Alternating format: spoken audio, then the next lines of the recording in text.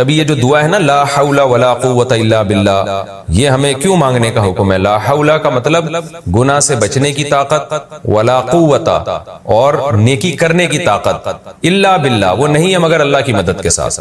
تو یہ بھی جذبہ ہمیں سکھایا گیا ہے پیغمبروں کی تعلیمات میں کہ ہم اللہ سے توفیق مانگا کریں، اور توفیق مانگ کے اللہ پہ چھوڑ نہ دیں کہ بس اللہ ہی جو کچھ کرے گا، کرنا وہ خود سے محنت کرنی ہے لیکن نسبت اللہ کی طرف کرنی ہے۔ اور ایک اہم بات یہ پتہ چلتی ہے کہ یوسف علیہ السلام پر کتنا دباؤ تھا، کتنا دباؤ، کہ زنا نہ کرنے کی صورت میں بدنامی کا خطرہ، جیل جانے کا خطرہ، اس زمانے کے جیل بڑے خطرناک تھے، اور کرنے کی صورت میں خواہش بھی پوری ہوگی، اور جو ایک انسان کی نیچر ہے، جو مرد کی ایک نیچر ہے، اور عزت بھی ملے گی، یعنی زنا کی زنا کرانے والی تمام محرکات موجود تھے، اور زنا سے روکنے والے ایک محرک بھی موجود نہیں تھا۔ اتنی سختی کے باوجود بھی یوسف علیہ السلام کیا کہہ رہے ہیں؟ اللہ مجھے جیل زیادہ محبوب ہے اس گناہ سے جس کی طرف یہ عورتیں مجھے دعوت دے رہی ہیں۔ تو اس سے ہم جیسے لوگوں کو عبرت حاصل کرنی چاہیے کہ آج بات بات پہ بد نظری اور گناہ کو ہم اپنے لیے کتنے آرام سے حلال سمجھ لیتے ہیں، اور اپنے آپ کو کیا کہتے ہیں؟ مجبور ہیں۔ کتنے لوگ سودی بینکوں میں مینیجر بنے ہوئے ہیں، لاکھوں روپے ان کی تنخواہیں ہیں، ان سے جب کہا جاتا ہے کہ یہ حرام ہے تو کیا کہتے ہیں؟ بھائی یہ مجبور ہیں، اس غربت اور مہنگائی میں ہمارا گزارا نہیں ہوتا۔ کتنے لوگ ہیں جو بد نظری کرتے ہیں، ان کو جب سمجھایا جائے بھائی یہ حرام ہے، اللہ نے نظر جھکانے کا حکم دیا، وہ کہتے ہیں یار ہم مجبور ہیں، ہم سے برداشت ہی نہیں ہوتا۔ تو ہر گناہ کو ہم نے حلال کر لیا ہے اپنے لیے، چھوٹی چھوٹی مجبوریاں پیش کر کے۔ مکس گیدرنگ ہے، ناچ گانا ہے شادی میں، جب منع کیا جاتا ہے بھائی شادی میں مت جاؤ، یہ ناجائز ہے، لوگ کیا کہتے ہیں یار ہم مجبور ہیں، رشتہ دار ہم سے ناراض ہو جائیں گے، مسائل کھڑے ہو جائیں گے ہمارے لیے۔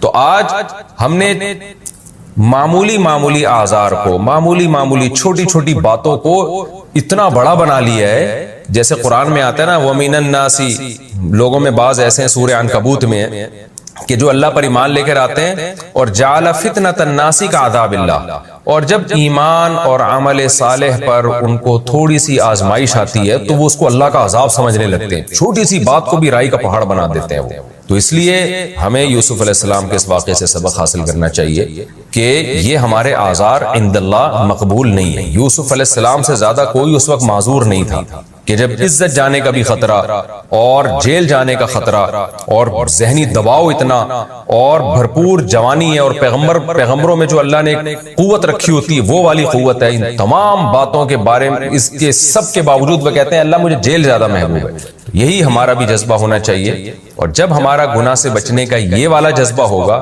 تو پھر حدیث میں آتا ہے رسول اللہ صلی اللہ علیہ وسلم نے فرمایا ذاق طعم الایمان من رضی باللہ ربا وبالاسلام دینا وبمحمد صلی اللہ علیہ وسلم نبیا، وہ شخص ایمان کی مٹھاس چکھ لے گا جو اس پر راضی ہو گیا کہ میرا رب اللہ ہے، میرے پیغمبر محمد صلی اللہ علیہ وسلم ہے، اور میرا مذہب اسلام ہے، اس پہ ڈٹ جائے بس کہ اب میں جو اسلام کے حکام ہے اس سے آگے پیچھے نہیں ہوں گا۔ تو آپ نے فرمایا اس کو دنیا میں اسلام کی مٹھاس محسوس ہوگی، اور جو بیچ میں لٹکا ہوا زندگی گزارتا ہے کبھی ادھر کبھی ادھر، اس کو اسلام کی مٹھاس محسوس نہیں ہوتی۔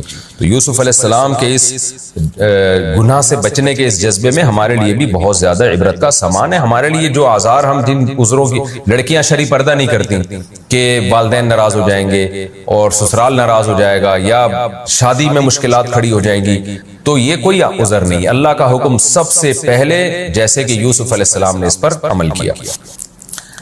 چوتھی بات ہمیں یہ پتہ چلتی ہے کہ یوسف علیہ السلام گناہ سے بچنے کے لیے اپنی ذات پر اعتماد نہیں کر رہے، محض گناہ سے بچنے کی کوشش تو اتنی ہے کہ جیسے دروازوں کی طرف بھاگنا شروع کر دیا، اور یہاں بھی جب دباؤ ڈالا جا رہا ہے بچ رہے ہیں، لیکن دعائیں اللہ سے مانگ رہے ہیں، توفیق اللہ سے مانگ رہے ہیں تاکہ دل میں کبر پیدا نہ ہو۔ اور کیا کہہ رہے ہیں کہ اے اللہ جیل مجھے زیادہ محبوب ہے اس گناہ سے جس کی طرف مجھے دعوت دے رہی ہیں، وَإِلَّا تَصْرِفْ عَنِّي كَيْدَهُنَّ، اگر تو ان کی تدبیر کو مجھ سے دور نہیں کر دے گا تو میں ان کی طرف مائل ہو جاؤں گا۔ تو یوسف علیہ السلام اپنے بارے میں گویا عاجزی کا اظہار کر رہے ہیں کہ گویا میرے لیے مجھ میں تو گناہ سے بچنے کی طاقت نہیں ہے، حالانکہ پوری کوشش کر رہے ہیں بچنے کی، لیکن اعتراف کیا کر رہے ہیں؟ مجھ میں طاقت نہیں ہے، اللہ تو مجھے توفیق دے گا تو میں بچ سکتا ہوں، ورنہ میں نہیں بچ سکتا۔ آج کیا ہو رہا ہے؟ آج نہ تو اللہ سے دعا مانگتے ہیں اور اپنے بارے میں یہ فرض کر کے بیٹھے ہوئے ہیں کہ میں تو بہت پاورفل ہوں، اور پھر گناہ سے بچنے کے اسباب بھی اختیار نہیں کر رہے ہوتے. تو یہ شریعت کا مزاج ہے کہ آپ گناہ سے بچنے کے لیے اپنی پوری طاقت استعمال کر لیں اور جو فرائض واجبات ہیں اس کو پورا کرنے کے لیے پورے کانفیڈنس کے ساتھ پوری طاقت استعمال کریں, تمام اسباب اختیار کریں, لیکن نظر آپ اللہ پہ رکھیں. اللہ میرے بس میں جو تھا میں نے کیا, لیکن اگر تیری توفیق شامل حال نہیں ہوگی تو میں تو نالائق ہوں, میں تو کمزور ہوں. تبھی یہ جو دعا ہے نا لا حول ولا قوت الا باللہ, یہ ہمیں کیوں مانگنے کا حکم ہے؟ لا حول کا مطلب گناہ سے بچنے کی طاقت, ولا قوت اور نیکی کرنے کی طاقت, الا باللہ وہ نہیں ہے مگر اللہ کی مدد کے ساتھ.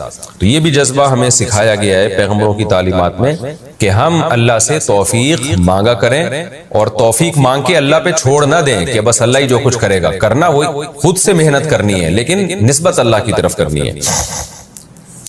اور ایک اور نقطے کی بات یہ پتہ چلی کہ ثم بدا لهم من بعد ما رأوا الآیات لیسجننه حتی حین. یوسف علیہ السلام گناہ سے بچے تو اس کے نتیجے میں جیل ملی ان کو. تو بعض دفعہ دنیا میں ایسا ہی ہوتا ہے کہ آپ شریعت پر عمل کرنا شروع کرتے ہو تو بجائے کامیابیوں کے ناکامیاں آنا شروع ہو جاتی ہیں. ایسے موقع پہ لوگوں کی چیخیں نکلتی ہیں کہ لو بھائی ہم تو اسلام پر آئے تھے, دین پر آئے تھے, بجائے اس کے کہ پریشانیاں ختم ہوتی پریشانیاں تو اور بڑھنا شروع ہو گئی. تو ایسے موقع پہ ہمیں یہ سوچنا چاہیے کہ بھائی یہ پریشانی ایسے ہے جیسے یوسف کو جیل ملی تھی. تو یوسف علیہ السلام کو جیل جو ملی ہے تو اس میں اللہ نے آپ کو وہاں صبر کی بھی توفیق دی اور وہ جیل پیش خیمہ بنی بہت بڑی ترقی کا. تو دین پر عمل کے نتیجے میں جب آزمائشیں آتی ہیں تو اللہ صبر کی بھی توفیق دیتا ہے اگر آپ صبر کرنا چاہو, اور پھر وہ آزمائشیں بہت بڑی ترقی کا ذریعہ بنتی ہیں. اگر ایسا ہونا شروع ہو جائے نا کہ ادھر دین پر عمل کیا ادھر پیسے آنا شروع ہو جائیں, عزت اور شہرت ملنا شروع ہو جائے, پھر تو ہر آدمی چلنا شروع کر دے. تو بعض دفعہ ایسے ہوتا ہے دین پر آنے کے نتیجے میں وقتی طور پر آزمائشیں آتی ہیں. تو ایسے موقع پہ یہ کہنا کہ یہ دیکھو اللہ تعالیٰ سے شکایتیں شروع کر دینا یہ نیک لوگوں کا کام نہیں ہوتا. اور دوسری بات یہ بھی ہمیشہ ایسا نہیں ہوتا. بعض دفعہ آپ دین پہ چلنا شروع ہوتے ہو تو پھر کوئی آزمائش نہیں آتی بلکہ پریشانیاں فوری ختم ہونا شروع ہو جاتی ہیں. یہ بھی اللہ تعالیٰ بعض لوگوں کے ساتھ کرتے ہیں کہ آپ نے دین پر عمل کرنا شروع کیا, اللہ نے ترقی اور فتوحات کے دروازے کھول دیے. اور بعض دفعہ یہ بھی ہوتا ہے کہ وقتی طور پر آزمائشیں بڑھ جاتی ہیں. تو دونوں معاملات میں ہمیں مذہب کو تھامنا ہے, ہم نے دین سے پیچھے نہیں ہٹنا. اللہ تعالیٰ نے جو لوگ قیامت کا انکار کرتے ہیں ان کا تذکرہ کیا ان آیات میں اور بتایا کہ قیامت کب آئے گی اس کا علم اللہ کے سوا کسی کے پاس نہیں ہے اور اللہ دے گا بھی نہیں, لیکن آئے گی ضرور. اور قیامت کیوں آئے گی اس کی وجہ اللہ نے بیان کی تاکہ اچھے لوگوں کو ان کی اچھائی کا بدلہ دیا جا سکے اور برے لوگوں کو ان کی برائی کا بدلہ دیا جا سکے. انسان امتحان کے لیے پیدا ہوا ہے, اپنے کیے کرے کو وہ بھگتے گا. جو لوگ اس خوش فہمی میں مبتلا ہیں کہ ہم سے ہمارے کیے کرائے کے بارے میں پوچھا نہیں جائے گا وہ بہت بڑے بے وقوف ہیں, وہ خدا کے بھی منکر ہیں اور اللہ کو مانتے بھی ہیں تو اللہ پہ گویا الزام لگا رہے ہیں کہ اللہ نے ایسے ہی پیدا کر دیا جو مرضی کرتے پھرو. ایسا نہیں ہے. کامیابی جنت کی صورت میں ملے گی اور ناکامی جہنم کی آگ کی صورت میں.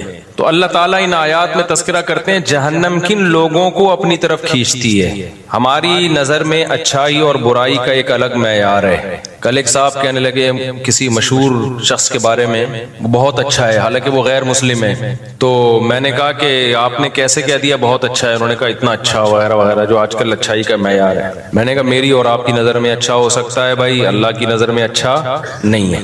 اپنے پیدا کرنے والے کو نہیں پہچانتا, نہ اس کو مانتا ہے, نہ اس کے بارے میں تحقیق کی کوشش کرتا ہے. ہمیں تو بھائی وہ اچھا لگتا ہے جو ہمارے ساتھ اچھا ہے بس.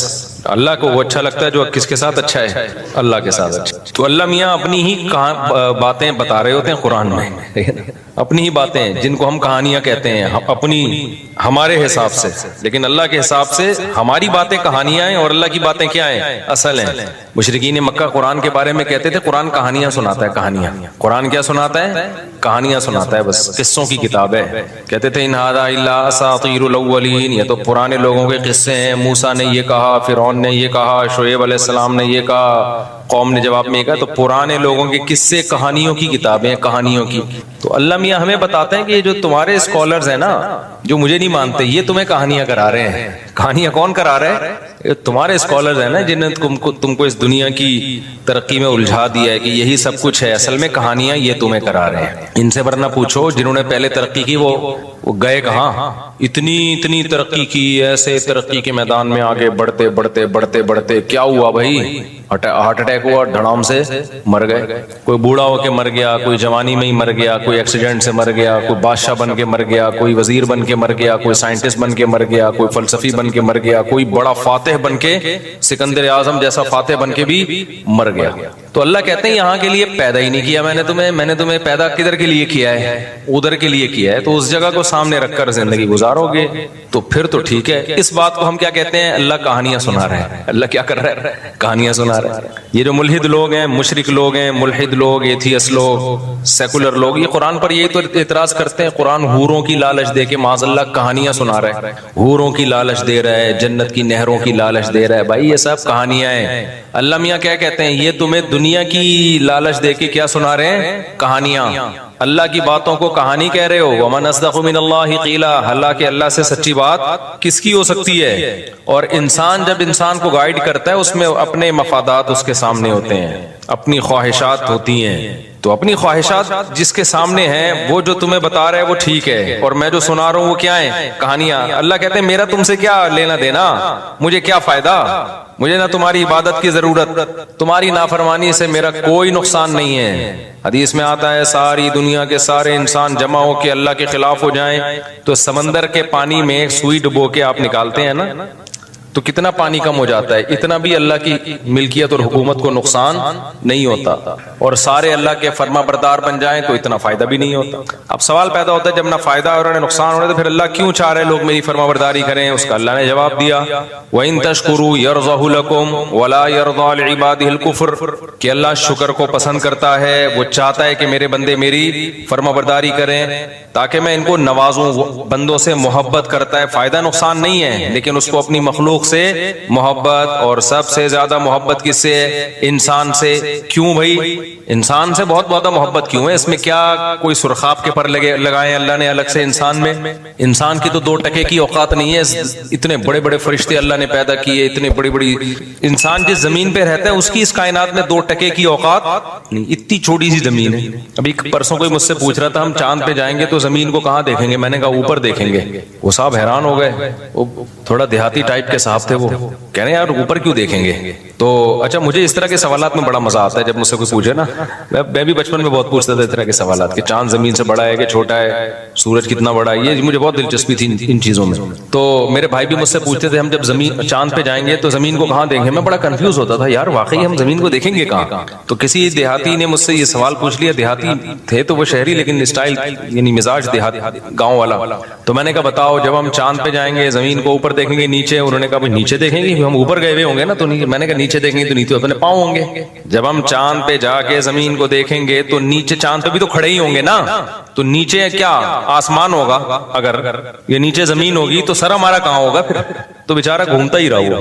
میں نے کہا نیچے اترا چاند سے زمین پہ ہی ٹھیک ہے، آپ زمین پہ ہی کیا ہو. یہ بات یہاں آپ کی سمجھ میں نہیں آئی. ورنہ اصولی بات یہی ہے کہ جب ہم چاند پہ جائیں گے تو ہم چاند پہ یہاں کے حساب سے اوپر ہوں گے لیکن چاند کے حساب سے زمین اوپر ہوگی ہمارے، کیونکہ اوپر اور نیچے ہونا یہ امور اضافیہ میں سے ہے. امور اضافی سمجھتے ہیں؟ تو ہم جب چاند پہ جائیں گے، میں تو کہیں اور ہی چلا گیا، تو نیچے جب دیکھیں گے نا تو نیچے کیا ہوگی؟ چاند کی زمین ہوگی بھائی. تو یہ اوپر اور نیچے ہونا یہ امور اضافیہ میں سے. اضافی سمجھتے ہیں؟ یہ کوئی چیز نہ اوپر ہے نہ نیچے ہے. نظریہ اضافت تھا نا، وہ آئنسٹائن کا تھا، آئنسٹائن کا تھا میرا خیال ہے نظریہ اضافت. وہ یہی ہے کہ اس کائنات میں نا کوئی بھی چیز خود سے نہیں ہے. کسی بھی چیز کو سمجھنے کے لیے ہم کسی دوسری چیز سے سمجھتے ہیں اس کو. کالا کوئی رنگ ہی نہیں ہے. سفید کی وجہ سے کالے کو کیا کہا جاتا ہے؟ کالا. اگر سفید نہ ہوتے نا تو کالوں کی بڑی عزت ہوتی. انہی کو لوگ سفید کہہ رہے ہوتے ہیں. اور سفید کو کالے کی وجہ سے سفید کہا جاتا ہے, گرم کو ٹھنڈے کی وجہ سے گرم کہا جاتا ہے, ٹھنڈے کو گرم کی وجہ سے. اب میں نے ایک سائنٹسٹ ہیں, ان سے سوال پوچھا, میں نے کہا اس کائنات کا اصل ٹیمپریچر کیا ہے, کیونکہ ہمیں جو گرمی نظر آتی ہے, میں ٹاپک پر آ رہا ہوں, آپ بولو گے کیا درس قرآن سننے آئی تھی کیا, کس سے لے کے بیٹھ گئے مولوی صاحب, آ رہا ہوں بس. میں نے پوچھا کہ یہ جو کائنات ہے نا, یہ چل میں یہ امور اضافی جو ہے نا, اضافیہ جسے کہتے ہیں, اس کو سمجھنا بہت ضروری ہے. شریعت میں بھی اس سے مدد ملتی ہے چیزوں کو سمجھنے میں, بہت فائدہ مند چیز ہے یہ, اس لا کو سمجھنا. تو میں نے ان سے پوچھا کہ کائنات کا اصل ٹیمپریچر کیا ہے. بھائی ہمیں تو ستاروں, سیاروں اور سورج کی وجہ سے ٹیمپریچر ملتا ہے نا, تو اگر سورج کی روشنی نہیں ملتی تو ہم زیرو پہ آتے ہیں, زیرو سے پھر مائنس پہ آتے ہیں. تو اگر بالکل ہی کہیں ہیٹ نہ ہو ذرا سے بھی, تو پھر کیا مائنس کہاں تک ہوگا. 1 گھنٹہ میں نے کوشش کی, ان کو سوال ہی سمجھ میں نہیں آ رہا تھا یہ پوچھ کیا رہا ہے. تو میں نے کہا چھوڑو ایسے ہی ٹھیک ہے. تو ابھی بھی میرا سوال ہے کہ کوئی تو ٹیمپریچر اصل ہوگا نا, کہ اگر کائنات میں کہیں بھی ہیٹ نہ ہو تو پھر اس کائنات کا اصل اوریجنل ٹیمپریچر ہوتا کیا ہے وہ, یعنی ہم آج کی ڈگری کے حساب سے اگر ناپیں تو ہو سکتا ہے میرا سوال ہی بیوقوفوں والا ہو, لیکن واللہ عالم مجھے اس کا جواب ابھی تک کسی نے دیا نہیں. خیر, تو چاند زمین کی بات نہیں ہوئی. ہاں میں کہہ رہا تھا کہ اس پوری کائنات میں زمین کی اوقات 2% کی بھی نہیں ہے, یعنی اگر کائنات سے کمپیئر کریں نا تو ذرے کا ذرہ بھی نہیں ہے. اتنی بڑی بڑی کہکشائیں جو ستاروں کا جھرمٹ لے کے گھوم رہی ہیں, ایک ایک ستارہ سورج سے لاکھوں گنا بڑا, اور سورج ہماری زمین سے 9 لاکھ گنا بڑا. جب 9 لاکھ سوچا کریں نا تو سوچیں ایک زمین, پھر ایک اور زمین, پھر ایک اور زمین, پھر ایک اور زمین, پھر ایک اور زمین, پھر ایک اور زمین. اس کو بھائی تھوڑی نہیں ہے, بہت بہت بڑا ہے سورج, اور بہت بڑا ہونے کے ساتھ کیا ہیٹ, آگ کا انگارہ ہے بھائی, اتنی ہیٹ ہے اس کے اندر. تبھی تو اللہ کہتا ہے وَلِلَّهِ خَزَائِنُ السَّمَاوَاتِ وَالْأَرْضِ, آسمان اور زمین کے خزانے کس کے پاس ہیں, اللہ کے پاس. ہمارے یہاں گیس کا پرابلم, آج مہمان آئے اور گیس روٹی پکتے ہوئے گیس ہی چلی گئی کراچی میں. انہوں نے کہا تھا میں گھر کی روٹی کھاؤں گا, تو ہم نے کہا چلو گھر کی روٹی بنوائیں گے آپ کے لیے. روٹی بڑھ گئی بیچاری, تندوری کی روٹی, خود بھی کھائی ان کو بھی کھلائی. تو ہم تو اس کو یہاں کے حساب سے دیکھ رہے ہیں نا, گیس کو دیکھ رہے ہیں. بھائی اگر کائنات میں جاؤ گے تو یہ تو کچھ بھی نہیں ہے, اتنے وسائل ہیں اس کائنات میں. انسان کی تو یہ جو کہتے ہیں نا انسان کے خوراک کے ذخیرے کم ہو رہے ہیں, بہت بڑا لطیفہ ہے یہ. اس پہ ہنسا کرو جب آپ کے یونیورسٹی کے ٹیچر کہا کریں نا بچے اتنے پیدا ہو رہے ہیں, ایکچولی ہمارے پاس وسائل نہیں ہے, تو آپ کہو سر اب یہ لطیفہ پرانا ہو گیا, کوئی نیا لطیفہ سنائیں آپ. یہ بہت بڑا لطیفہ ہے یہ جو کہتے ہیں نا اتنے بچے, انسانوں کی آبادی بڑھ رہی ہے تو ہمارے پاس وسائل کیا ہو رہے ہیں, کم ہو رہے ہیں, یا اسپیس کم ہو رہی ہے. یہ ممبر پہ بیٹھا ہوں, مذاق نہیں کر رہا میں. جیسے میں نے کہا تھا نا عدالتی خلا کلدہ میں لوگوں نے کہا مفتی صاحب اتنے بڑے بڑے دعوے کر دیتے ہیں. عدالتی خلا پہ میں نے جو دعویٰ کیا وہ اتنے کانفیڈنٹلی, جب میں نے کہا نا یہ جو آج کل عدالتی خلا چل رہے ہیں وہی ہے, فضول ہے. یہ تو نہ شیعہ مانتے ہیں, نہ یہ تو آسمانی مذاہب بھی نہیں مانتے اس کو. تمام آسمانی مذاہب میں طلاق کا حق کس کے پاس ہے, مرد کے پاس ہے. عیسائیت میں بھی, یہودیت میں بھی. چینج کر دیا ہو تو ایک الگ بات ہے. شیعوں کے نظر میں بھی یہ تو جنرل مشرف سے پہلے کورٹ میں بھی یہی تھا کہ ڈیورس کا حق کس کے پاس ہے, مرد کے. یہ تو اب انجینئر علی مرزا نے آ کے یہ چینج کیا ہے اس کو. اس سے پہلے تو ساری دنیا سب اس پہ متفق تھی. تو یہ ایسے ہی تھوڑی میں نے کہہ دیا اتنے کانفیڈنٹلی. تو اسی طرح میں نے کہا جو 3 طلاق 3 ہوتی ہیں اتنے کانفیڈنٹلی کہہ دیا نا میں نے, تو ایویں لوگ سمجھتے ہیں ایویں پھینک دی مفتی صاحب نے. اور ایک اور میں نے جو دعویٰ کیا یہ عاملوں کے بارے میں ایویں ہی ہوتے ہیں, تو ایسی تھوڑی پھینک دی ہے کانفیڈنٹلی. آدمی ممبر پہ اتنا بڑا دعویٰ تھوڑی کرتا ہے, سمجھتے ہو. تو اسی طرح ایک اور ہے جو میں بڑے دعوے کے ساتھ کہتا ہوں, وہ بھول گیا.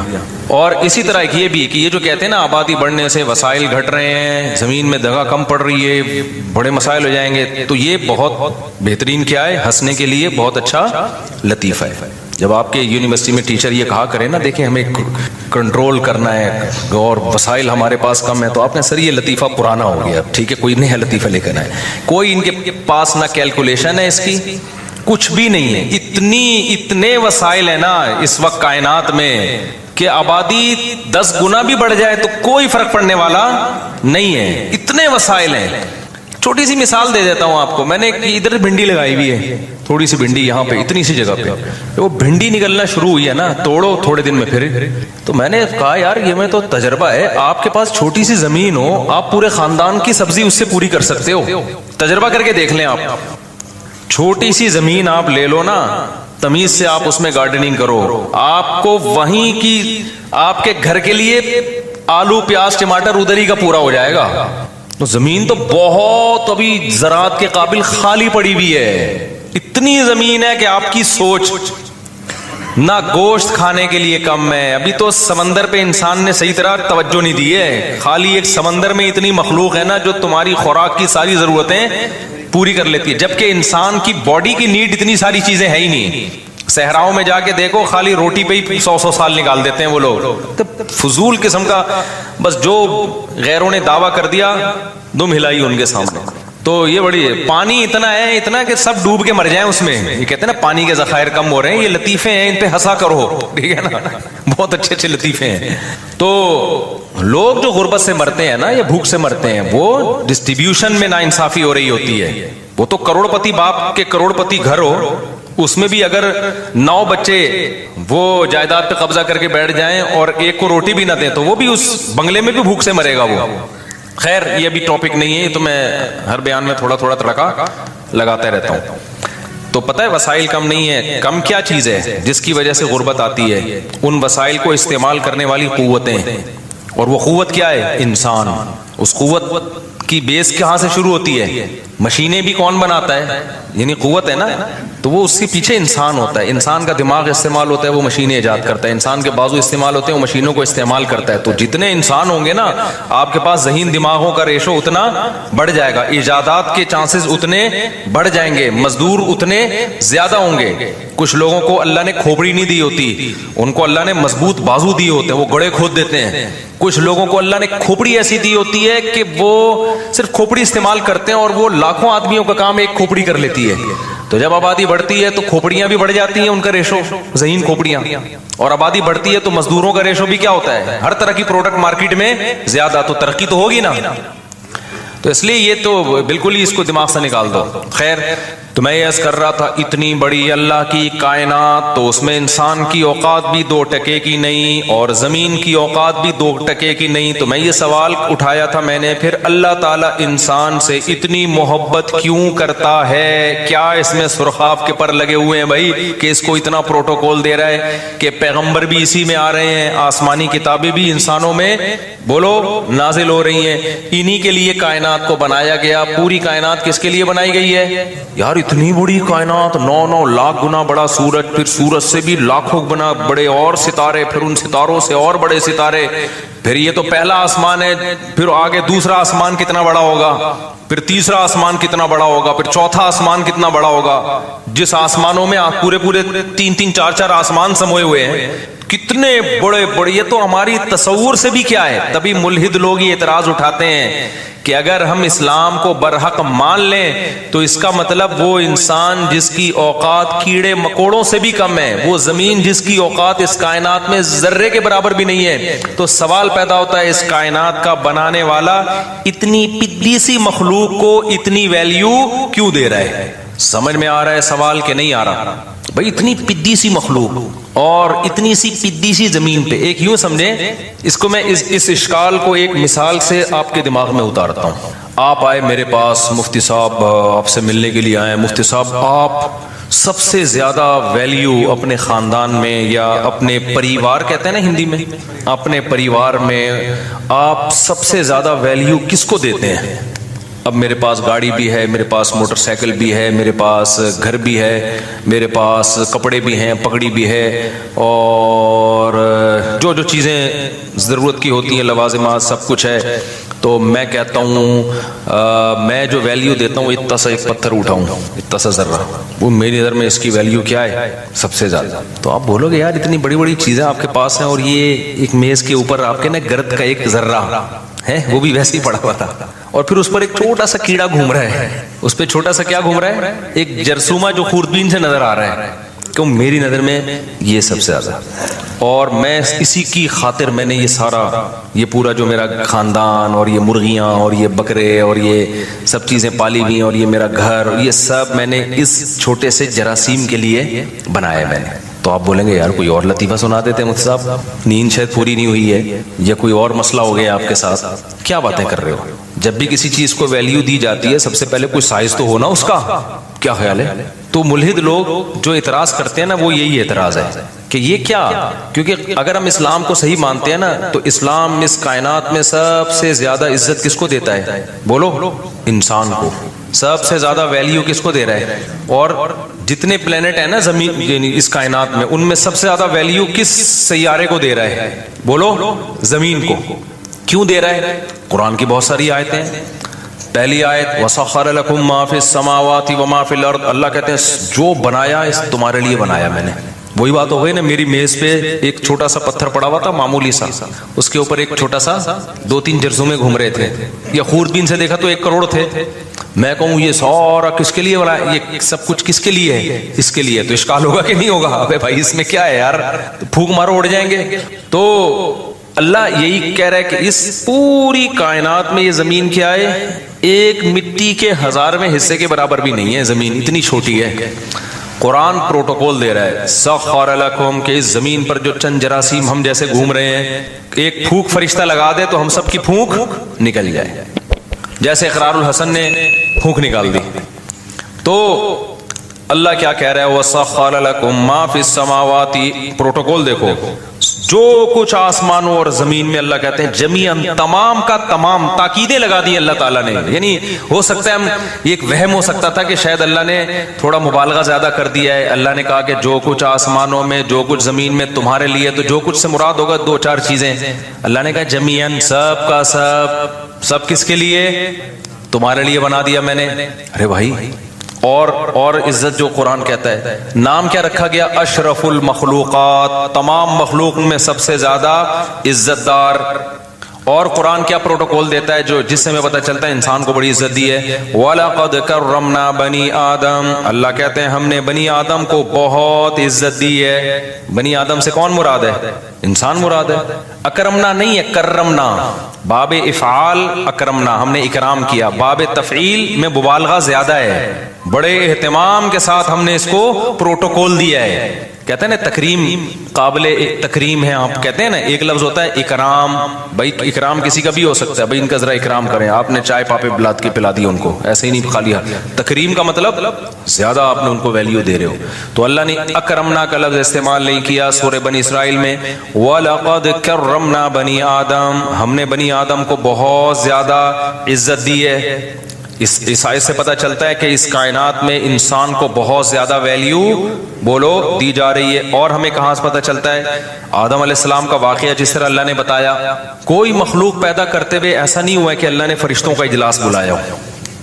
فرشتوں کا اجلاس بلایا، جس کو پیدا کرنا تھا پیدا کر دیا. بھائی اللہ نے، قرآن کہتا ہے ہم نے فرشتوں سے کہا میں ایک مخلوق پیدا کرنے جا رہا ہوں جو اس طرح کی ہوگی. فرشتوں نے اس پہ اعتراض بھی کیا، یہ بھائی جو اے اللہ تو اس کی جو صفات بیان کر رہا ہے اس سے تو لگ رہا ہے کہ یہ زمین میں خون بہائے گی. اللہ کہتے ہیں اعلم ما لا تعلمون، میں وہ جانتا ہوں جو تم نہیں جانتے. اس تیسری آیت سے پتہ چلا کہ انسان کو کیا دیا جا رہا ہے؟ بڑا پروٹوکول دیا جا رہا ہے. چوتھا تو حد ہی ہو گئی بھائی، یہ مخلوق آئی سب سے بعد میں. اکثر ہمیں ایک مخلوق جتنی ملتی ہے نا زمین پہ، انسان سے پرانی ملتی ہے. نیا کوئی بھی ایجاد میرے کم از کم ہونے تو نہیں اپنی زندگی میں ہے کہ نیا جانور ایجاد ہوا ہے. صحیح ہے، ہوگا پرانی نسل کہیں سے دریافت ہو گئی ہوگی. سب سے لاسٹ میں کون آ رہا ہے؟ انسان آ رہا ہے. ڈارون نے تو پورا ہی وہ کام کر دیا. اس نے کہا یہ آخری وہ ہے، ارتقاء کا آخری مرحلہ ہے. ڈارون مجھے ملا نا، میں چھوڑوں گا نہیں اس کو. میں ایسے چند سوال آن کیمرہ پوچھوں گا کہ تو مجھے یہ بتا کہ بندر سے اچانک چھلانگ لگا کے کیسے انسان بن گئے؟ جب بندر سے انسان بن رہے تھے تو بیچ کی کہاں نسلیں کدھر غائب ہو گئیں؟ کچھ ایسی ہوتی جو پوری انسان بن چکی تھی، کچھ ایسی ہوتی جو 90% انسان ہوتی. دیکھو بہت ساری نسلیں چلی ہیں نا. 20 ٹرینیں کراچی سے پشاور جا رہی ہیں، کسی کی سپیڈ تیز ہوگی کسی کی کم ہوگی. ایک ٹرین ابھی پہنچی، ایک 5 منٹ بعد، ایک 5 منٹ بعد، ایسے ہوگا نا. اگر یہ اتفاق سے سارے ارتقاء کرتے کرتے ایوالو ہوتے ہوتے انسان بن گئے ہیں تو وہ ایوالو ہوتے ہوتے ہوتے ہوتے کچھ بندر پورے بن چکے ہوتے، آگے ان کی نسلیں چلنا شروع. کچھ ایسے ہوتے بندروں کی جو ابھی قریب میں ہوتے، کچھ اس سے پیچھے ہوتے، کچھ اس سے پیچھے ہوتے. کیا خیال ہے؟ کچھ ایسے ہوتے جن کی دم ابھی کم ہو چکی ہے، پوری ختم نہیں ہوئی ہے. کچھ ایسے ہوتے جو پوری. جب بھی کوئی کام اتفاق سے ہوتا ہے نا تو ایسا نہیں ہوتا ٹشنگ کر کے ایک دم سے ہو جائے وہ کہ آدم سے پہلے کے سارے ہی غائب ہو گئے. ایسا نہیں ہوتا. تو یہ بھی لطیفے جو ابھی میں بتا رہا تھا نا لطیفے ہیں, تو انہی لطیفوں میں ایک بہت بڑا لطیفہ کیا ہے, یہ بھی ہے کہ ہم اندر سے ارتقا کر کے وجود میں آئے ہیں. تو اگر ارتقا ہوتا نا تو بیچ میں بہت ساری نسلیں ابھی ایسی ہوتی جو آدھی انسان ہوتی آدھی بندر ہوتی. بن مانس کو کہتے ہیں آدھا انسان آدھے بندر, تو اس کے بیچ میں بھی ہوتی نسلیں, اس کے بیچ میں بھی ہوتی ہیں. کچھ ایسے ہوتے ہیں یہاں بیان میں دو چار ایسے بیٹھے ہوتے ہیں, ہم کنفیوز ہوتے ہیں. آپ جیسے ہومو سیکشولیٹی جو لوگ قائل ہیں نا, تو کہتے ہیں ہم نہ ادھر کے ہیں نہ ادھر کے, ہم بیچ کے ہیں. دیکھو ایسے بچے پیدا ہو جاتے ہیں کہ وہ نہ مرد ہوتے ہیں نہ عورت ہوتے ہیں, لیکن ڈاکٹر کہتے ہیں اس میں عورت والی علامتیں کیا ہیں, زیادہ ہیں. اور بعض ایسے ہوتے ہیں جس میں ڈاکٹر کہتے ہیں کہ مرد والی علامتیں ان میں زیادہ ہیں. بالکل بیچ کے خربوں میں کوئی لاکھوں میں کوئی ایک ہوتا ہے جس کے بارے میں فیصلہ کرنا مشکل ہوتا ہے کہ یہ ادھر ہے, وہ تقریباً نہ ہونے کے برابر ہے. وہ زیادہ تر یہی ہوتے ہیں, کچھ ادھر کچھ ادھر. تو اگر یہ ارتقاء کا نظریہ ٹھیک ہوتا نا, تو یہاں بھی لوگ بیٹھے ہوئے ہوتے مختلف قسم کے. کچھ ایسے ہوتے جو پورے کیا ہوتے انسان, کچھ ایسے ہوتے جو پورے بندر ہوتے جو بیان میں آتے ہی نہیں, جو کہتے ہیں ہمارے لیے بیان ہو ہی نہیں رہا. کچھ ایسے ہوتے جو تھوڑے تھوڑے نسلیں ہوتی جو ابھی انسان, جنہوں نے 1,00,000 سال کے بعد جا کے انسان بننا ہے, اور 1,00,000 سال پہلے وہ بندر تھے, ابھی وہ بیچ کے راستے میں ہیں. تو وہ آدھی بات میری ان کی سمجھ میں آ رہی ہوتی, آدھی ان کی سمجھ میں. بھائی دماغ نے بھی تو, ڈاکٹر کہتے ہیں نا ارتقا کیا ہے, ایک دم سے تھوڑی اتنا ذہین بن گیا. تو بیچ کے دماغ ایک دم شارٹ کیوں ہو گئے, اس پہ کہتے ہیں کوئی بڑا ڈیزاسٹر ہوا ہے, کوئی حملہ ہوا ہے, کوئی دھماکہ ہوا ہے جس سے سارے ہی مر گئے, کوئی جنگ ہوئی ہے. ایسا نہیں ہوتا بھائی, جنگیں انسانوں میں ہوئی ہیں تو کوئی قوم پوری ختم نہیں ہوئی اب تک کسی جنگ میں. کچھ نہ کچھ 2-4 بچی جاتے ہیں, اس کے جو پھر دوسری قوم سے کراس بریڈنگ کر کے نکل جاتے ہیں وہ. تو یہ کیسے ایک دم ختم ہو گئے. تو کچھ بیانات میں لوگ بیٹھے ہوئے ہوتے, کچھ پورے وسیم بھائی ہوتے, کچھ پورے ستار بھائی ہوتے, کچھ پورے بن مانس جیسے ہوتے, وہ بیان میں آتے ہی نہیں, ظاہر ہے ان کے لیے بیان ہو ہی نہیں رہا. کچھ ایسے ہوتے جو میرا بیان آدھا سمجھ رہے ہوتے, آدھا نہیں, آدھا سمجھ اس لیے رہے ہوتے کہ آدھے انسان بن چکے ہیں, وہ آدھا دماغ ان کا ذہین بن چکا ہے. آدھا بیان اس لیے نہیں سمجھ رہے ہوتے کہ آدھے وہ ابھی بندر ہی ہیں. کچھ ایسے ہوتے 75% انسان ہوتے اور 25% وہ کیا ہوتے, بندر ہوتے. یہ ہونا چاہیے تھا, یہ نہیں ہے. اس کا مطلب یہ شروع سے ہی پھینکی گئی ہے بہت لمبی. تو یہ نہیں ہوا ایوالو. اور بات یہ ہے کہ پہلی دفعہ کیسے بن گیا, یہ سیل وجود میں کیسے آ گیا, وہ تو خیر یہ اس پہ میں کئی دفعہ بیان کر چکا ہوں. تو اللہ تعالیٰ نے آدم کو پیدا کر کے جو پروٹوکول دیا ہے نا, اتنا پروٹوکول کسی مخلوق کو نہیں. ایک تو سب سے لاسٹ میں لایا جا رہا ہے, مہمان خصوصی اکثر آخر میں آتے ہیں, اور بعض لوگ لیٹ ہی اس لیے ہوتے ہیں اپنی ویلیو جتانے کے لیے. پروگرام میں ان کو 8 بجے بلایا تھا, 11:15 بجے پہنچ رہے ہوتے ہیں, یہ بتانے کے لیے کہ ہم بہت مصروف آدمی ہیں. تو یہ بے وقوفی کی بات ہے. تو لاسٹ میں آ رہے ہوتے ہیں, اسٹیج پہ لایا جاتا ہے. تو انسان کو اللہ تعالیٰ نے ساری مخلوق پیدا کر دی, سورج چاند ستاروں کا نظام, پورا ایک منظم نظام سسٹم وجود میں آ گیا. سسٹم نہیں, سسٹم. تو یہ جو سسٹم ہے نا ہمارے ملک میں جو چل رہا ہے, اگر نظام کائنات میں بھی سسٹم چل رہا ہوتا تو چلتا یہ سسٹم کب سے برباد ہو چکا ہوتا. تو اللہ تعالیٰ نے سب سے آخر میں کس کو پیدا کیا, آدم کو. یہ بھی عزت دی ہے. پھر کتنا پروٹوکول دیا, فَإِذَا سَوَّيْتُهُ وَنَفَخْتُ فِيهِ مِن رُوحِي فَقَعُوا لَهُ سَاجِدِينَ. یہ سب ہمیں عزت دی جا رہی ہے. یہ میں پتہ ہے کیوں یہ سوال کو اتنا آپ کے دماغوں میں ڈال رہا ہوں اور پھر اس کے جواب کو اتنا فوکس کر رہا ہوں, تاکہ ہمیں اپنی ویلیو سمجھ میں آئے. اتنی عظیم مخلوق فوش فلمیں دیکھنے کے لیے پیدا نہیں کی جاتی. اتنی عظیم مخلوق شراب اور کباب کے لیے پیدا نہیں کی جاتی. اتنی عظیم مخلوق عیاشی کے لیے پیدا کرنا مقصد نہیں تھا. اتنی عظیم مخلوق کھانے پینے اور غل غپاڑوں کے لیے نہیں ہے. اس لیے میں سوال کو نا آپ کے دماغوں میں اچھی طرح سے بٹھا رہا ہوں. تو اللہ تعالیٰ نے آدم علیہ السلام کو جب پیدا کیا, فَإِذَا سَوَّيْتُهُ وَنَفَخْتُ فِيهِ مِن رُوحِي فَقَعُوا لَهُ سَاجِدِينَ. اللہ نے کہا فرشتوں کو, اس کے سب سے افضل مخلوق فرشتے تھے, تو اللہ نے سب سے افضل مخلوق کو حکم دیا کہ تم نے آدم کو سجدہ کرنا ہے. تو یہ سجدہ کر کے بتا دیا کہ آج کے بعد سب سے افضل کون ہے, آدم اور اس کی اولاد, فرشتے ہو.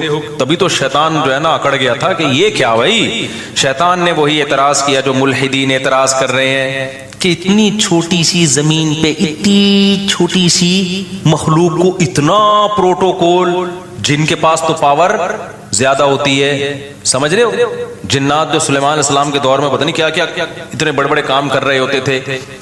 تو تو اس کو یہی تو غصہ آیا کہ بھائی یہ میرے سامنے خلقتہ من صلصال من حمأ مسنون، اے اللہ تو نے، اچھا سائز میں بھی انسان بہت چھوٹا، اور جس چیز سے پیدا کیا جا رہا ہے نا وہ بھی کوئی مشک و عنبر کے ٹیلے نہیں ہیں یا کوئی ہیرے جواہرات نہیں ہے جس سے انسان کو بنایا جا رہا ہے، سڑا ہوا گارا، یہ قرآن کے الفاظ ہیں، ایسا گارا تھا جس میں سڑان پیدا ہوئی ہے، جو آدم علیہ السلام کے بننے کا جو پروسیس تھا نا، جو جس مٹی سے آدم کو بنایا جا رہا تھا اس میں بھی بدبو پیدا ہوئی ہے۔ جیسے بچہ جب ماں کے پیٹ میں ہوتا ہے نا، جب ادھورا ہوتا ہے تو کیا خوشبودار ہوتا ہے وہ، جب حمل ضائع ہو جائے نا بچے میں بہت شدید بدبو ہوتی ہے، جب وہ گوشت کا لوتھڑا اگر پریگنینسی شروع کے دنوں میں ضائع ہو جائے نا، شدید بدبودار چیز ہوتی ہے وہ۔ تو شیطان نے کیا اعتراض کیا تھا، من صلصال من حمأ مسنون، بھئی یہ اسمیل والی مٹی جس کو سڑایا گیا ہے اس سے کیا بنایا جا رہا ہے، یعنی جس مادے سے بنایا جا رہا ہے وہ بھی کوئی مشک و عنبر نہیں ہے، اور انسان کی بھی پیدائش دیکھ لو جو ماں کے پیٹ میں ہوتی ہے، منی کے قطرے سے جسم سے نکل جائے تو غسل فرض ہو جاتا ہے، اس کے بغیر نماز نہیں ہوتی، ایسا ناپاک، اور پھر خون سے بنایا جاتا ہے، یہ دونوں چیزیں کیا ہیں، گندی اور ناپاک ہیں۔ تو جو ملحد لوگ اعتراض کرتے ہیں نا، اس سے بڑا اعتراض تو شیطان نے کیا تھا کہ جس چیز سے بنایا جا رہا ہے، یہ اس چیز سے بنایا جا رہا ہے اور میں کیا کروں، اس کو سجدہ کروں۔ تو میرے بھائی وہ سوال، اور لیکن اللہ کہتے ہیں اتنا پروٹوکول دیا کہ میں نے، اور پھر ایک پروٹوکول تو یہ کہ فرشتوں کو حکم دیا، دوسرا یہ کہ جس نے سجدے سے انکار کیا نا اس کی ایسی کی تیسی کر دی۔ ایک الگ سے پروٹوکول ہے انسان کو کہ سب کو کرنا ہے، جو نہیں کرے گا اس کو چھوڑوں گا نہیں میں، آپشنل نہیں ہے، اختیاری نہیں ہے۔ شیطان نے کہا نہیں، تو اللہ نے کیا کہا، چلو تمہاری مرضی، چلو بھائی۔ یہ مجھے اور آپ کو اللہ نے عزت دی ہے کہ اللہ نے کہا کہ شیطان کو تجھے سجدہ کرنا ہے، نہیں کرے گا دربار سے نکل جا، دفع ہو جائے یہاں سے۔ تبھی تو تیش میں آیا وہ اب تک، اور سسٹم کروا دیا ہمارے ملک میں اس نے۔ یہ سارے جو سسٹم چل رہے ہیں اس کے پیچھے کون ہے، اصل تو وہی ہے نا۔ تو اتنا پروٹوکول، اتنا پروٹوکول، اتنا پروٹوکول، اور پھر اور بھی بہت ساری آیتیں۔ پھر اللہ نے پیغمبر بھیجے، کس میں، انسانوں میں، کتنے بڑے بڑے پیغمبر بھیجے انسانوں کو اتنا فوکس کر رہے ہیں اللہ تعالیٰ۔ موسیٰ علیہ السلام کو کتنی ٹینشنوں میں ڈالا گیا، اپنے کلیم کو، محمد صلی اللہ علیہ وسلم جو اللہ کے انتہائی محبوب، ان کو کتنی پریشانیوں میں میری اور آپ کی خاطر ڈالا گیا۔ ابراہیم علیہ السلام کو ہجرت پہ مجبور کروایا گیا، شعیب علیہ السلام، صالح علیہ السلام، ہود علیہ السلام، سارے پیغمبروں کو تانے ملے، لوط علیہ السلام، لیکن اللہ کیا کر رہا ہے، نہیں اس انسان کو نہیں ایسے لاوارث چھوڑوں گا، اس کو سمجھاؤ یہ سیدھے راستے پہ آ جائے۔ بھائی اتنی عزت اللہ کیوں دے رہا ہے، نہیں آتا تو نہ ہے۔ آپ کو جس بچے سے محبت ہوتی ہے آپ چاہتے ہو نا یہ ٹھیک ہو جائے، جس بچے سے محبت نہیں ہو آپ کہتے ہیں، جیسے گوروں کو اپنے بچوں سے زیادہ محبت نہیں ہوتی، وہ کہتے ہیں انسان کا بچہ بن جائے، ٹھیک ہے نہیں بن جا تو کوئی اتنی بڑی پرابلم کی بات نہیں ہے، چرس پی لو، کچھ بھی کر لو، تمہاری لائف انجوائے کرو، ان کو زیادہ ٹینشن نہیں ہوتی۔ ریلیشن کا اتنے مضبوط نہیں ہے نا جتنے ہمارے یہاں ہیں۔ تو بھائی اب کیا ہے، اس کی وجہ کیا ہے، اللہ تعالیٰ نے اتنا پروٹوکول پتہ ہے کیوں دیا ہے؟ اور اچھا یہ اعتراض اللہ نے بھی اٹھایا ہے، کلا انا خلقناہم مما یعلمون۔ اللہ کہتے ہیں انسان اگر یہ سمجھتا ہے کہ یہ اپنی ذات کے اعتبار سے، اپنے مادے کے اعتبار سے بہت عزت والا ہے، تو نا نا نا نا نا، ہرگز ایسا نہیں ہے۔ ہمیں معلوم ہے ہم نے انسان کو کس چیز سے بنایا ہے، غلیظ پانی سے، سڑے ہوئے پانی سے ہم نے اس کو بنایا ہے، اور ماں کے پیٹ میں بھی حیض کے گندے خون سے انسان کی پرورش ہوتی ہے۔ تو اللہ کہتے ہیں یہ اس مادے کے بیس پہ کبھی بھی یہ اپنی برتری دوسری مخلوق پہ ثابت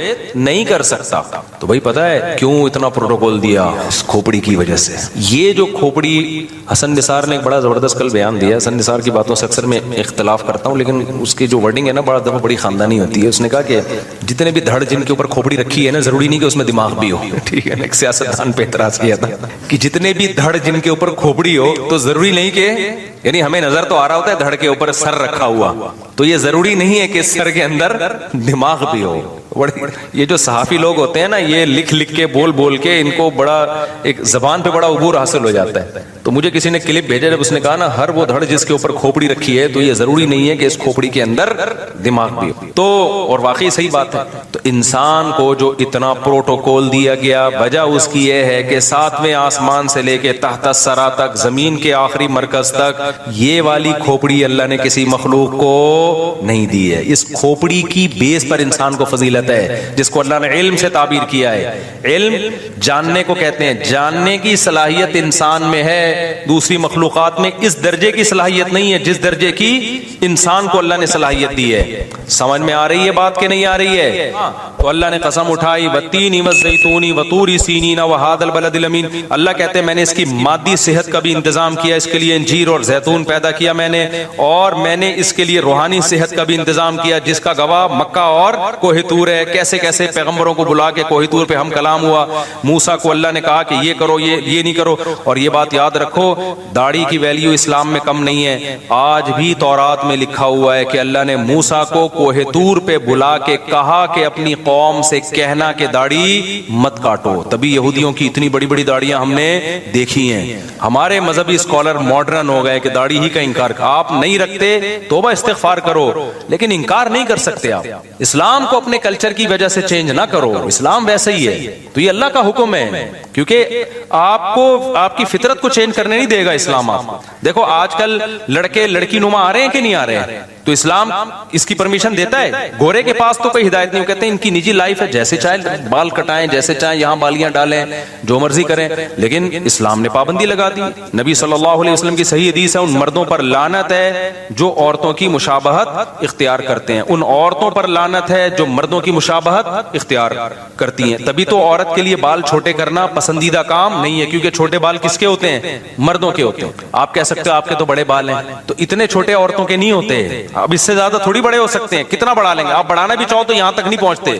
تو یہ اللہ نے پروٹوکول پیکج عورت ہی کو دیا کہ اس کے بال بڑے ہو سکتے ہیں، اس کا مطلب یہ عورت کی خاصیت ہے۔ اب وہ بال کٹائے گی تو شریعت اس کو پسند نہیں کرتی، تو جو ہے نا اس کو ویسے ہی رہنا چاہیے۔ آدمی ہے تو پورا آدمی نظر آئے وہ، تو یہ ہائی اللہ ہوئی اللہ والا جو اسٹائل ایسے ایسے ہیجڑے ٹائپ کے ٹک ٹاک پہ ویڈیوز آ رہی ہوتی ہیں نا، عجیب سے کھرچے ہوئے منہ آ رہے ہیں، عجیب سے مرد ہے وہ چمک پٹیوں والا ساڑیاں پہنا ہوا ہوتا ہے، اور لوگ کمنٹس بھی کر رہے ہوتے ہیں واہ واہ واہ ماشاءاللہ، یہ تمہارے دماغ خراب ہو گیا ہے، تو اللہ کا قہر ہے، اللہ کا عذاب آتا ہے بھائی۔ تو گورا تو کہتا ہے اس کی نجی زندگی ہے، جو مرضی کرو۔ ہم کیا کہتے ہیں بھائی؟ ہماری باڈی پہ ہمارا حق نہیں ہے، یہ کس نے بنائی ہے؟ اللہ نے۔ تو اللہ روحانی اعتبار سے ہمیں سیدھا رکھتا ہے۔ تو اللہ نے موسیٰ علیہ السلام کو بھی کہا کہ اپنی قوم کو کہہ دیں کہ داڑیاں مرد داڑھی بڑھائیں، اور پھر اللہ نے ہمارے نبی کو بھی وحی کی، ہمارے نبی نے ہمیں بتایا کہ مرد عورت کی مشابہت اختیار بولو مت کریں، اور عورتیں مردوں کی مشابہت اختیار مت کریں۔ تو ہر لحاظ سے اللہ نے گائیڈ کیا۔ پھر اللہ نے فرمایا جس کی گائیڈنس کا اتنا انتظام ہو رہا ہے اور مادی زندگی کے لیے انجیر اور زیتون پیدا کیے جا رہے ہیں اس کے لیے، تو اس سے پتہ چلتا ہے انسان کوئی چھوٹی موٹی مخلوق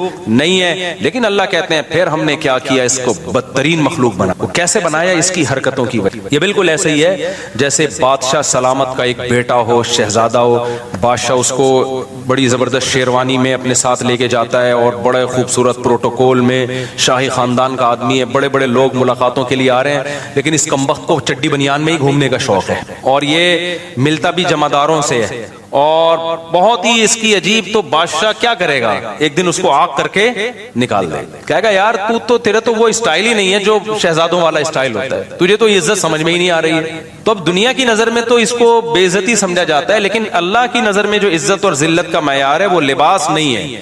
اللہ کی نظر میں عزت اور ذلت کا معیار یہ کون اپنی خواہشات کو اللہ کے حکم کے تابع رکھتا ہے، اور کون حیوان اور درندہ بن کے اپنی خواہشات کو پورا کرنے میں لگا رہتا ہے۔ اللہ رسول کی اس کی نظر میں کوئی ویلیو نہیں ہے۔ اللہ نے یہ نہیں کہا کہ خواہشات پوری ہی نہیں کرنی ہے، ایسا ظالم اللہ نہیں ہے، کیونکہ جب پیٹ لگا دیا اللہ نے، خواہشات لگا دی، یہی تو اسلام کا حسن ہے بھائی۔ ہندوؤں میں دیکھو کیسے لوگ ہیں جو ساری زندگی عذاب میں اب ڈالی ہوئی ہے، انہوں نے گوشت نہیں کھایا ساری زندگی سے، کہ بھی جانور کو ہلاک کرنا پڑتا ہے، گوشت جیسی نعمت سے محروم ہو گئے، لباس جیسی نعمت سے محروم ہو گئے۔ بہت سارے مذاہب میں ایسے کپڑے نہائے نہیں، اپنے آپ کو ایسی ٹینشنوں میں ڈال دیا اور کہا کہ اس سے بھگوان کیا ہوگا؟ خوش ہوگا۔ ایک صحابیہ کو دیکھا نبی صلی اللہ علیہ وسلم نے کہ وہ پیدل، صحابی تھے یا صحابیہ، حدیث پڑھے ہوئے مجھے بہت ٹائم ہو گیا، شاید میں بیان کرنے میں نا مجھ سے غلطی ہو جائے، لیکن اصل مفہوم یاد ہے۔ وہ پیدل حج پہ نکلی ہوئی تھی، تو اتنا لمبا سفر، آپ صلی اللہ علیہ وسلم نے فرمایا کہ اللہ کو اس سے کوئی حاجت نہیں ہے کہ تم اپنے آپ کو اتنی ٹینشن میں ڈالو، کوئی بات نہیں، سوار ہو جاؤ اور دم دے دو اس کا۔ تو اتنی ٹینشن میں اپنے آپ کو ڈالنا کہ حلال تمام نعمتوں سے اپنے آپ کو محروم کر دینا، اس سے اللہ خوش نہیں ہوتا۔ لیکن اللہ نے کیا کہا کہ بھائی ایک خواہشات وہ ہیں جو انسانوں پہ سوٹ کرتی ہیں، ایک وہ ہیں جو گدے گھوڑوں پہ سوٹ کرتی ہیں، وہ انسانوں کے کام نہیں ہے۔ مثال کے طور پر آپ عزت دار تھے، آپ نے اپنے بچوں سے کہا بیٹا میں چاہتا ہوں تم خوش رہو، بیٹا بتاؤ تمہیں کیا چاہیے؟ بچہ کہتا ہے ابو مجھے جو ہے نا آئس کریم چاہیے۔ آپ کہیں بیٹا بہترین آئس کریم آرڈر کر دی۔ اور بتاؤ بیٹا تمہیں کیا چاہیے؟ ابو مجھے گاڑی چاہیے۔ یہ لو بیٹا گاڑی لے لو۔ اور بیٹا کیا چاہیے؟ ابو میں جوان ہو گیا ہوں، مجھے ایک اچھی سی بیوی چاہیے۔ کوئی بات نہیں بیٹا ٹھیک ہے، بتاؤ کون سی والی چاہیے؟ وہ والی چاہیے؟ نہیں وہ والی چاہیے، چلو وہ یہ والی لے آؤ۔ یہ سارے ایسی باتیں جس سے ابا اگر انسان کا بچہ ہوگا تو وہ غصہ نہیں ہوگا۔ میں اس لیے کہہ دیا کہ ابا اس طرح کی باتوں سے بھی آئس کریم کھلانے میں ٹینشن میں نہیں آتے، گاڑی دلانے سے شادی کی بات کرے گا تو وہ پتہ نہیں غصہ ہو جاتے ہیں کہ پاگل ہو گیا، حالانکہ وہ بھی آئس کریم بھی ایک خواہش کے لیے ہی کہا رہا ہے، گاڑی بھی اس لیے، تو وہ بھی تو اس کی ضرورت ہے نا بھائی، لیکن اس کے ابا کو ایک دم میٹر شارٹ ہو جاتا ہے ابا کا۔ تو خیر لیکن انسان یعنی ابا اگر واقعی انسان کا بچہ نہیں کہنا چاہیے، ابا کی توہین ہو رہی ہے اس میں، ابا اگر واقعی ابا ہوں گے۔ لیکن اب کیا ہے کہ ابا نے کہا بیٹا میں چاہتا ہوں تمہاری جو بیٹا ضرورت ہے وہ پوری کرنا چاہتا ہوں، بتاؤ تمہیں کیا چاہیے؟ ابا مجھے چرس چاہیے۔ اب ابا کو غصہ آئے گا کہ نہیں آئے گا؟ بیٹا ہم خاندانی لوگ ہیں، تم بھی خاندانی ہو، ایسے مذاق دوبارہ نہیں کرنا۔ ابا میں مذاق نہیں کر رہا، مجھے کیا چاہیے؟ چرس چاہیے۔ یار بیٹا یہ غلط چیز ہے، اور بتاؤ کیا چاہیے اس کے علاوہ؟ ابا مجھے انٹی کو چھیڑنا ہے جا کے، مجھے بیوی نہیں چاہیے۔ میں ویسے ہی گدے گھوڑے جیسے کرتے ہیں نا، جب ایک ٹرک ان کے دماغ پہ سوار ہوتی ہے تو گدھا گدھی تلاش کرتا ہے کہ نہیں کرتا؟ تو ابا ایک محلے میں گدھی ہے جو مجھے پسند آ گئی ہے، بس میں نے وہاں جانا ہے، اپنی ٹھڑک پوری کرنی ہے، شادی وادی کر کے بیوی بنا کے نہیں لانا، جب تک ٹھڑک پوری ہوگی کروں گا، اس کے ساتھ ریلیشن رکھوں گا، جب ٹھڑک پوری ہو جائے گی تو پھر اس کو چھوڑ کے کسی اور۔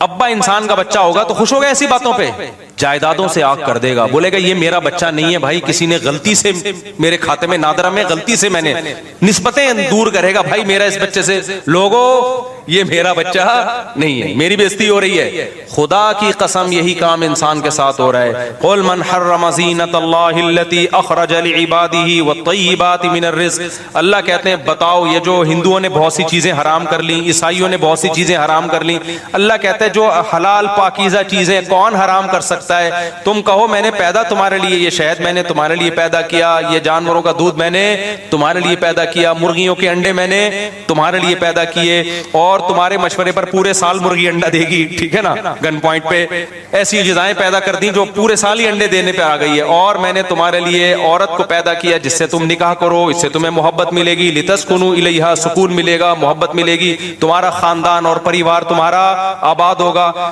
جعل لکم من انفسکم ازواجا، اللہ نے تمہاری جنس کے جوڑے پیدا کیے تمہارے لیے، وجعل لکم من ازواجکم بنین وحفدا، اس سے تمہیں اولاد ملے گی، اور پھر بڑھاپے میں نانا اور دادا بنو گے، وہ انجوائے کرو گے، یہ سب تمہارے لیے۔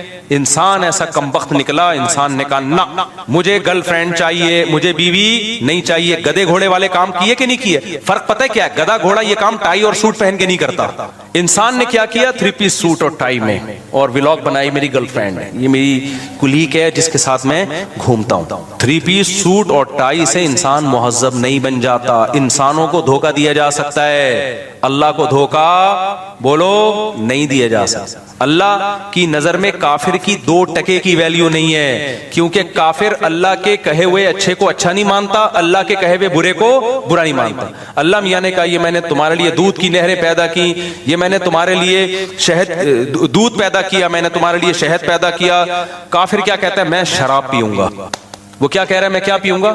اور اسمبلی سے بل بھی پاس کرا لیا کہ شراب کیا ہے؟ لیگل ہے۔ اللہ کہتے ہیں بھائی یہ انسانوں والے کام نہیں ہے، یہ انسانوں پہ سوٹ، یہ گندی، دیکھا نا شرابی کے منہ سے آنکھیں کیسی ہوتی ہیں، اس دیکھو فلموں کی شرابی اور ہوتے ہیں، ایکچوئل میں شرابی بولو نا اور ہوتے ہیں۔ فلموں کا شرابی تو ایسا ہوتا ہے آدمی کہتا ہے میں بھی 2 بوتلیں پی لوں، لیکن ایکچوئل میں جب آپ شراب نے دیکھے ہیں نا، یورپ میں بھی دیکھے ہیں، ادھر بھی تھائی لینڈ وائلینڈ میں بھی گیا، تو اتوار کی رات کو میں ایسے ہم لوگ ٹہل کے نہیں نکلے، ایسے پڑے ہوئے ہیں لوگ، منہ سے رالیں ٹپک رہی ہیں، گند بدبو، ایکچوئل میں یہ ہوتا ہے، قتل ہو جاتے ہیں، ایکسیڈنٹ ہو جاتے ہیں، جہاز گر جاتے ہیں، پائلٹ نے پی لی، ٹیسٹ ہوتے ہیں پھر بھی بعض دفعہ نکل جاتا ہے پائلٹ، تو پائلٹ جو ہے نا وہ پی کے الٹا ہو گیا، وہ سمجھا کہ جہاز الٹا ہو گیا ہے، حالانکہ خود الٹا ہوا تھا، اس چکر میں اس نے جہاز کو سیدھا کرنے کی کوشش کی، ساری پبلک ہی الٹ گئی۔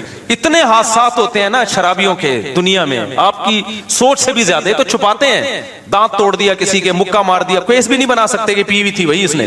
اس لیے اللہ نے کہا اتنی حلال چیزیں پیدا کی ہیں، گند کی طرف مت جاؤ۔ ٹھیک ہے تمہیں ٹینشن ہے، ڈپریشن ہے، ہر دنیا میں خوشیاں بھی آتی ہیں، غم بھی آتے ہیں، تو اس کا حل ہے کہ اللہ نے نیند کو پیدا کیا تمہارے لیے، سو جاؤ تم اور کیا کرو بھائی، اللہ سے صبر مانگو، نماز میں دل لگاؤ. آپ نے ٹینشن دور کرنے کے لیے نشہ کرنا، آئس لینا شروع کر دیا، چرس پینا شروع کر دیا آپ نے.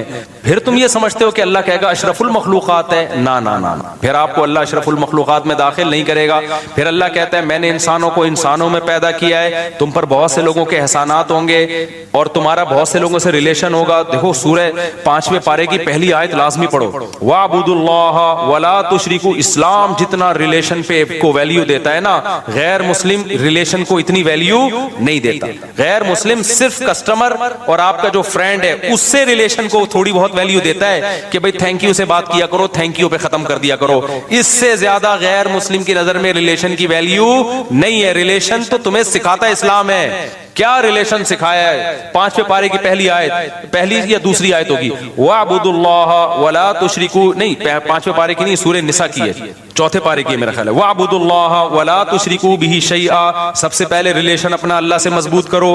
کس سے مضبوط کرو؟ انسان ریلیشن چاہتا ہے کہ نہیں چاہتا؟ دیکھو ریلیشن بھی انسان کو سکون دیتا ہے کہ ریلیشن آپ کے اچھے ہونے چاہیے. ہر وقت لڑتے رہو گے ادھر سے ادھر سے بھی تو دماغ ڈپریشن میں جائے گا نا.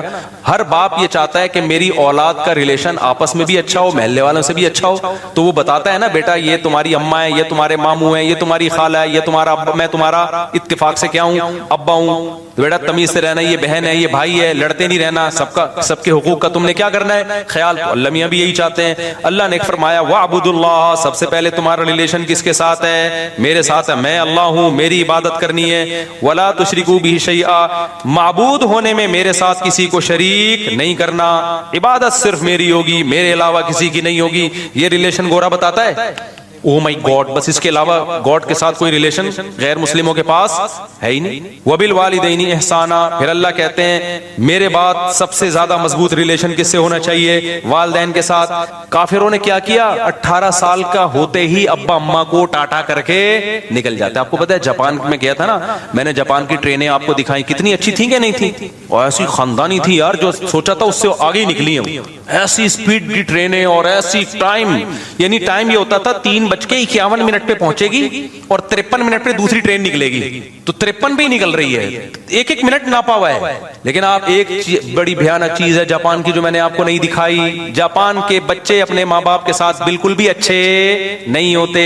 جاپان کے سائنٹسٹ اپنے کنٹری کے ساتھ بہت اچھے ہیں. جاپان کے مزدور اپنے مالک کے ساتھ بہت اچھے، لیکن جاپان کے بچے اپنے ماں باپ کے ساتھ بالکل بھی اچھے بولو نہیں ہوتے. ریلیشن نہیں ہے. 18 سال کا ہونے کا انتظار کرتے ہیں. جس دن 18 سال کے ہوئے ابا اماں کو ٹاٹا کیا اور مارکیٹ سے شارٹ. ابا مر رہا ہے، جی رہا ہے، تھوڑا بہت پوچھ لیتے ہیں، جو بہت پرانے قسم کے ہوں گے پوچھ لیتے ہیں. لاشیں مرنے کے بعد 3 دن تک بو آتی ہے ماں کی، پھر پتہ چلتا ہے یہاں کوئی بڑھیا مر گئی ہے. تو اللہ نے کیا کہا؟ میرے بعد سب سے بڑا حق کس کا ہے؟ یہ اشرف المخلوق بننے کا طریقہ بتا رہا ہوں آپ کو. سمجھ میں آ رہی ہے بات؟ کہ جم جا کے تو بڑے ڈولے شولے بنا رہے ہوتے ہیں اشرف المخلوق بننے کے لیے. اس ڈولوں بھائی ڈولے بیل کے ہم سے زیادہ ہوتے ہیں. یہ بھی کرو، مادی زندگی کو بھی فوکس کرو، لیکن انسان سب سے پہلا کیا ہے؟ عمل سے پتہ چلتا ہے کہ یہ اچھا ہے یا نہیں ہے. سمجھتے ہو گے نہیں سمجھتے؟ تو وَبِالْوَالِدَيْنِ إِحْسَانًا. اللہ کہتے ہیں اس کے بعد سب سے بڑا حق کس کا ہے؟ باپ اور ماں کا. ایسا حق بتایا کہ اف نہیں کرنا ان کے سامنے، ذلت سے اپنے بازوؤں کو جھکا کے رکھنا ہے. اے اللہ بڑھاپے میں اولڈ ہاؤس میں جمع کرا دیں. نا نا نا، اللہ کہتے ہیں خدمت شروع ہی کب ہوگی؟ بڑھاپے میں ہوگی. ماں باپ کے فضائل اللہ بتاتا ہی بڑھاپے کے بعد ہے. صحیح ہے نا؟ اما یبلغن عندک الکبر احدہما. اللہ کہتے ہیں بڑھاپے کو پہنچ جائے پھر یہ حقوق شروع ہو رہے ہیں. نہیں آئی میرا خیال ہے بات سمجھ میں؟ پھر آگے اللہ تعالیٰ فرماتے ہیں والجاری ذی القربا. پھر قرابت دار، ابا اماں کے علاوہ جو تمہارے بلڈ ریلیشن ہے جن سے. ابا اماں کے بعد سب سے زیادہ مضبوط دادا دادی بھی ابا اماں میں داخل ہیں. بلڈ ریلیشن بھائی بہنوں کا ہوتا ہے. تو ان سے ریلیشن کیا کرنا ہے؟ سب سے اچھا. کیسے؟ دیکھو ہر ایک کا اچھا سلوک دوسرے سے ڈیفرنٹ ہوتا ہے. بھائی بہنوں سے اچھے سلوک کا مطلب یہ ہے کہ ان سے کبھی کبھار ملاقات اور ان کی ضرورت کو اپنی ضرورت سمجھ کے پورا کرنا. آپ کی بہن اگر بیوہ ہو گئی ہے، اس کو ضرورت ہے، تو یہ نہیں کہ انڈیویجولی وہ ایک لائف گزارے گی، جاب کرو اپنا کماؤ. نا نا نا نا نا. اس کی ذمہ داری شرعاً کس پر ہے؟ اس کے بھائیوں پر. بھائی پر لازم ہے کہ اپنی آمدن میں سے اس کی ذمہ داری اٹھائے. اسلام میں عورت کے کمانے کا تصور نہیں ہے. کما سکتی ہے مجبوری میں، جائز ہے، لیکن قرآن قرآن سے پتہ چلتا ہے، حدیث سے پتہ چلتا ہے، عورت کی تمام تر ذمہ داری اللہ نے کس کے کندھوں پہ ڈالی ہیں؟ مرد کے۔ اگر وہ نہیں کما رہی ہے تو کمانا اس پہ واجب نہیں ہے، مرد نہیں کما رہا تو گنہگار ہو رہا ہے، کمانا اس پر واجب ہے۔ اور آپ کی بہن اگر غریب ہے نا، کھانے کو نہیں ہے اس کے پاس، تو آپ پر کمانا ڈبل واجب ہو گیا ہے کہ اپنے لیے بھی اور اس کے لیے بھی، کیونکہ وہ اب آپ کے عیال میں آ گئی ہے، آپ کی، یعنی آپ وعلی الوارث مثل ذلک قرآن کہتا ہے۔ تو یہ ہے انسان بننے کے لیے یہ سب چیزیں کیا ہیں میرے بھائی؟